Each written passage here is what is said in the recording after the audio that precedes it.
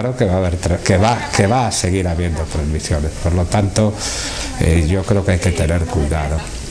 También se ha bajado la guardia porque la enfermedad se ha puesto menos de moda, porque no incidimos tanto en ella, los medios de comunicación ya no les parece que tenga tanto interés.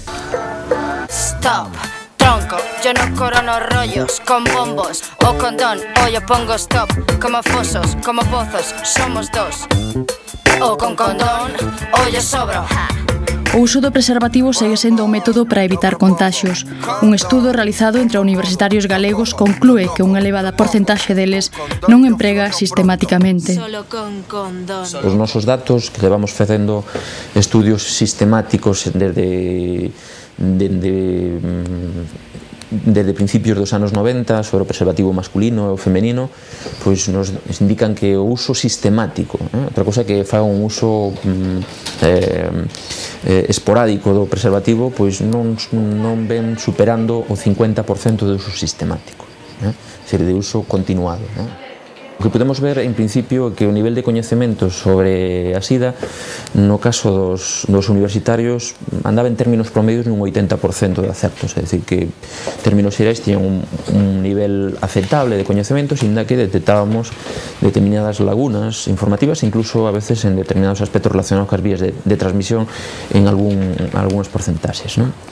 E no caso por que se refire a información, no caso do colectivo de xóvenes de centros de menores, este porcentaxe disminuía, curiosamente, ata un 50%. Isto contradice un pouco o que decía antes con aquilo de vulnerabilidade percibida, porque tamén nos xóvenes a veces non se perciben neste colectivo, hai unha certa sensación, falsa sensación de invulnerabilidade. Si tú le preguntas a los adolescentes, a las niñas, adolescentes en los institutos, en los colegios, por qué usan el preservativo, te dicen que es para evitar quedarse embarazadas en primer lugar, y parece que la prevención del VIH está en un segundo plano, cuando realmente es muy importante y es una vía de transmisión importantísima, la vía heterosexual.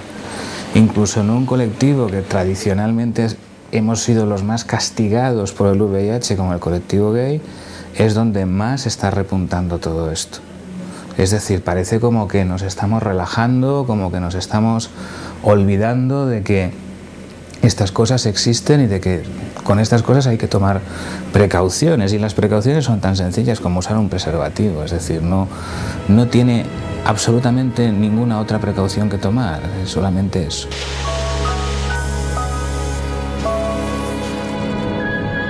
Non si può superare con la distribuzione di preservativi, al contrario, aumentano il problema. Estas declaracións do Papa na súa primeira visita a África en 2009 provocaran un auténtico terremoto. Bieito XVI aseguraba que o uso do condón non serve para frear a sida no continente.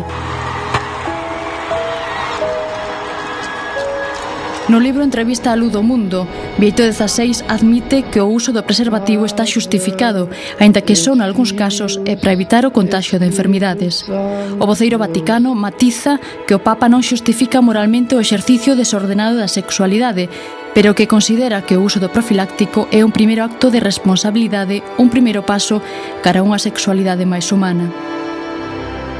El problema es que hablamos de algo que está relacionado con el sexo o que está relacionado con las drogas, que son temas tabú, que son temas de los que todavía en la sociedad da miedo hablar, y que cualquier enfermedad cuya vía de entrada pues sea el sexo o las drogas sigue siendo una enfermedad de la que parece que no se puede hablar, porque parece que hay una responsabilidad de la persona, una culpabilidad de la persona, y eso no es así.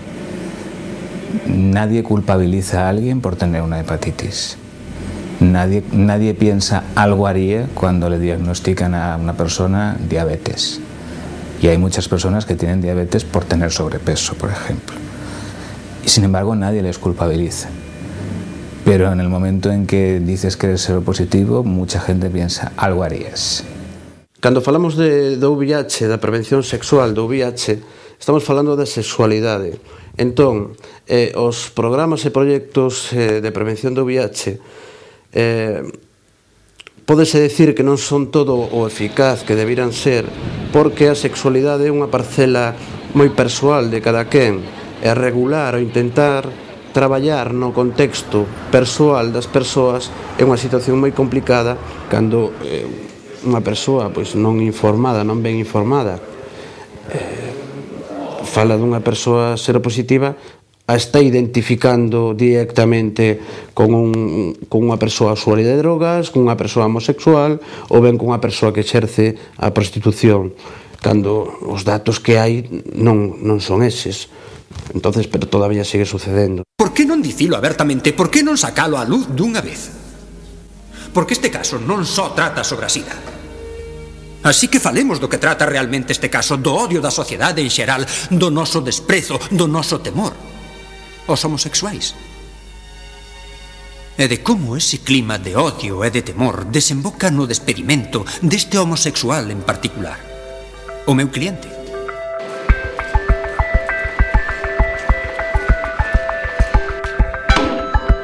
La discriminación en el ámbito laboral es probablemente de las más graves hoy en día debido a cómo está el mercado laboral. Es decir, perder el trabajo es algo muy duro y por tanto pues casi todo el mundo tiene miedo de perder su trabajo.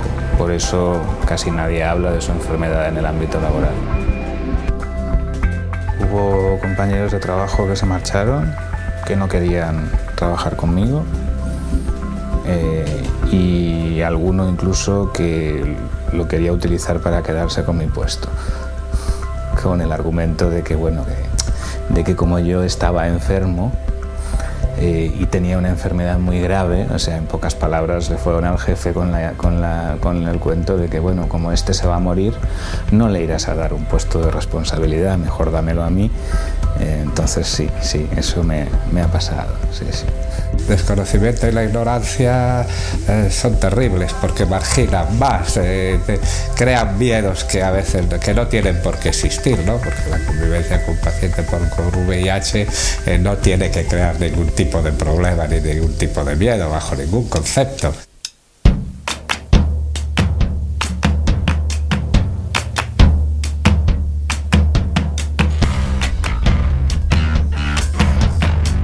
Silencio igual a muerte. Para normalizarla hace falta que nosotros demos la cara. La gente de a pie, pienso que es como si ni se enterara que existe.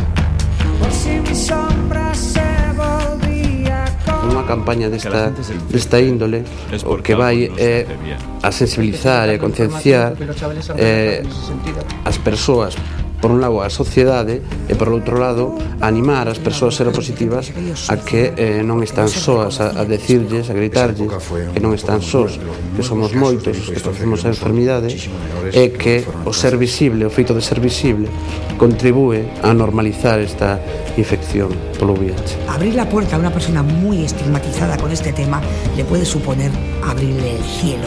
Vivir no es por como tengas el careto, no querer salir de casa. Eso no es vida.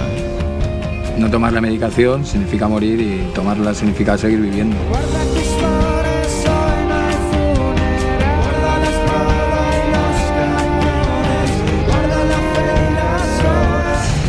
Isto foi todo, señores. Agardámolos o próximo sábado con 3 novas reportaxes. Ata entón, que disfruten da semana.